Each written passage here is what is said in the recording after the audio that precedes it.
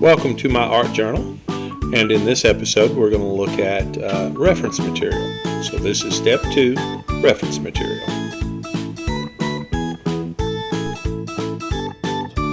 So what I like to do is I like to use reference materials.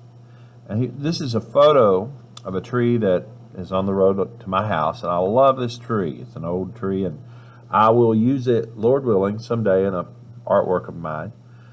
But so I take photos and I try to get hard copies of them because I like holding to it as I'm looking at or painting it, drawing it, whatever it might be. Now this is a still life I set up in class, and it's one that we usually do a watercolor or a tempera study on. The reason I like this one is I try to use the primary colors, red, yellow, blue. This actually has a green in it also.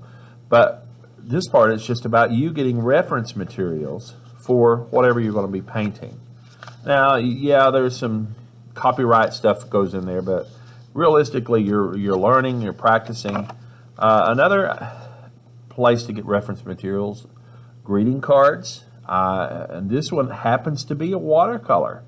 You can just tell by looking at it, the wash look about it and all that.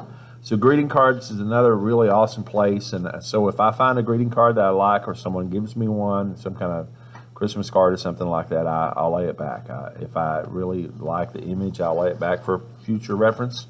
Now I meant to get, this is an actual, like a plastic flower that I have and I use for display purposes or to have the kids draw sometimes at school. And I did this one. This is like a study of this flower in 2015. Now, depending on what you're going to be painting, like this image here, one or something similar to it, and I got to give credit where credit is due. I think I stole this, so to speak, the idea off of Crafty Painter, maybe off of YouTube. Anyhow.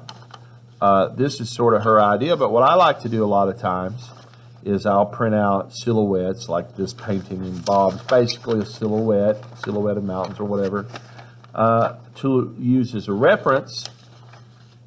And even like, now her particular painting that I used originally didn't have lighthouses in it, but now you can find all kinds of lighthouses and stuff like this.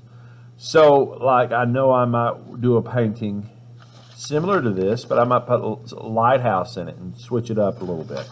That's why I suggest references. Of course, and this would be a school still life setup, sort of like the one I showed you earlier, a study of using the still life and developing into watercolor paintings. And you can see this was a still life. So that would be another way. Just set the objects up physically, look at them while you're painting. Your computer, your phone, iPad, tablet, whatever, is an awesome resource for reference images. Also, I'll take an image of a still life and have it on my phone, and then that way I can zoom in, look at details. Also, because of the lighting, how the phone is made up, the light behind this image, so to speak, you have a better quality or more detail than you would if you were looking at a hard copy. And I guess that's why, I see, as a teacher, I see a lot of my students using computers or phones to look at reference materials nowadays, whereas like in the past, of course, hard copy stuff. And of course, well, thank you for watching. See you next video.